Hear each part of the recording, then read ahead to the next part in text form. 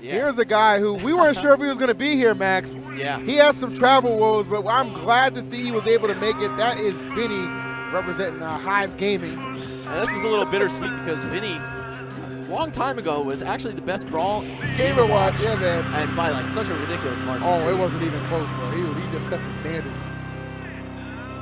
So originally I had 2 planes to get to EVO. The second one ended up getting canceled, so I was kind of stranded in North Carolina. So I waited on the customer service line for 3 hours at like 3 in the morning. They said that I had to stay in North Carolina for 22 hours, but I knew like there had to be another solution.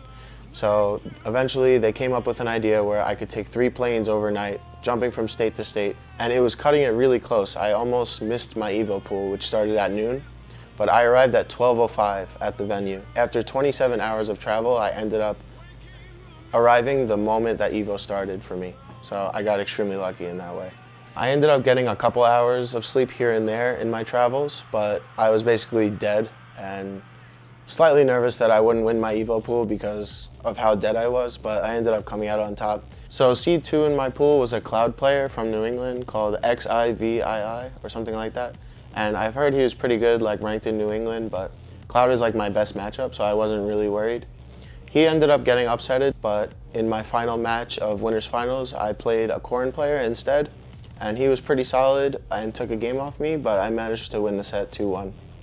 So for my round 2 pool, I ended up showing up really early. I woke up really early because of my sleep schedule, so I was just already up. I got breakfast and I started practicing around like 9:30 at the venue. Even though my pool started at 2 p.m., I just really wanted to train and make sure I was ready for my round 2 pool. So for my round 2 pool, I had 2 players in my winners bracket. AC, which is one of the best Meta Knight players in the world, and Mistake, which is one of the best players in the world, but arguably the best Bayonetta player. So I ended up practicing with my friend Tyrant, who also happens to be one of the best Meta Knight players in the world. Lately, I haven't had the best record in that matchup, but he helped me get my bearings in it, gave me advice, and I was able to take a pretty close set against AC 2-0. Meta Knight is one of those characters that I don't really have the greatest practice against. All of the greatest Meta Knights basically live on the West Coast, so it's kind of hard to prepare for it. In my recent sets against the best Meta Knight players in the world, I haven't really had much success. They've usually come out on top, barely. So it meant a lot for me to be able to win that set because it proved a lot to myself that I could overcome things that I might not have won in the past.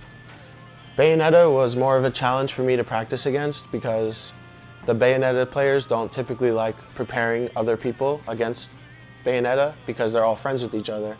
But I was able to play against Abadongo, one of the best players from Japan.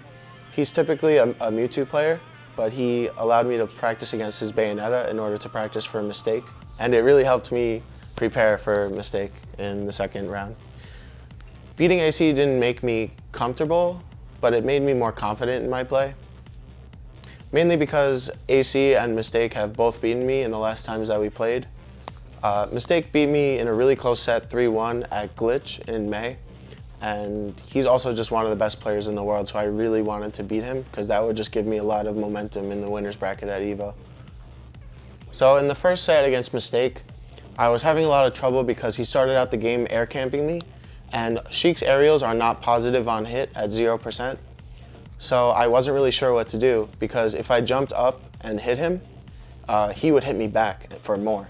So I really wanted to just stay on the ground and wait for him to come down, but he was being really patient and would not give in. So game 1, I had a lot of issues approaching because he was making it really difficult for me to do that. Game though belonged to Mistake.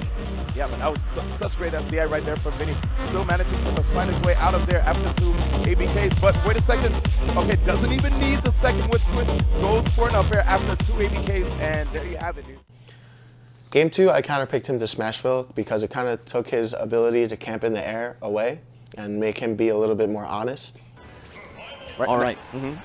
Yeah, so going into this next game, I think we're going to see a flat stage, and of course it's going to be Smashville. I don't think any part of Vinnie wanted to go back to Lilat. Bayonetta really thrives there due to the angle of the stage and her bullet climax neutral B. I feel like I had a good control over the match in Game 2 on my counterpick, but he had a really early kill on me with a witch time at 65%. I really tried to avoid it as best as I can, but sometimes you just have to swing. You know, you need to attack in order to win at some point. So he got a good read on my attack, which timed me.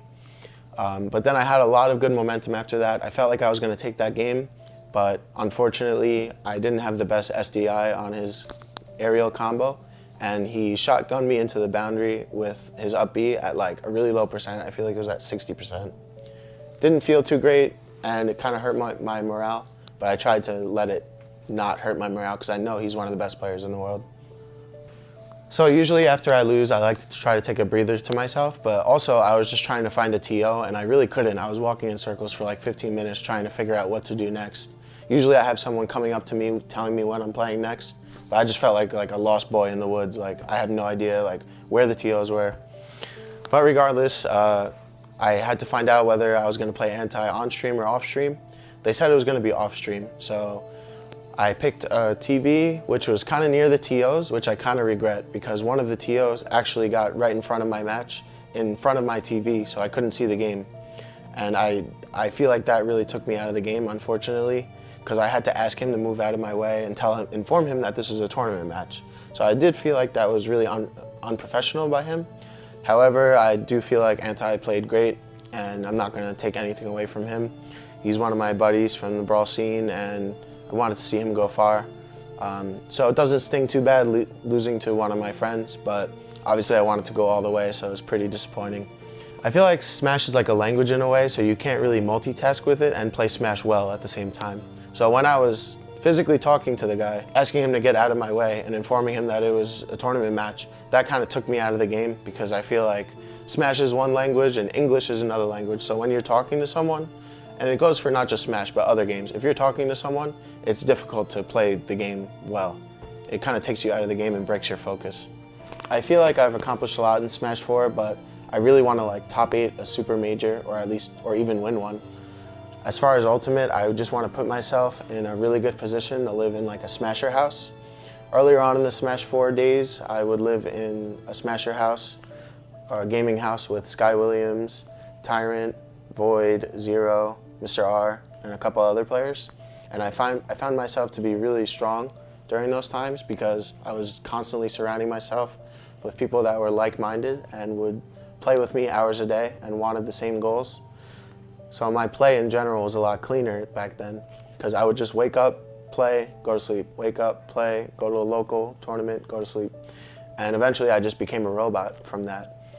So I would like to put myself in that situation or position again when Smash 5 comes out because I feel like it would give me a lot of momentum. When Smash 4 came out, I was going to school and working, and a lot of other people got a little bit of a head start past me. But this time I don't want to make the same mistake, and I want to completely immerse myself in it so that way I can become one of the best players right off the bat.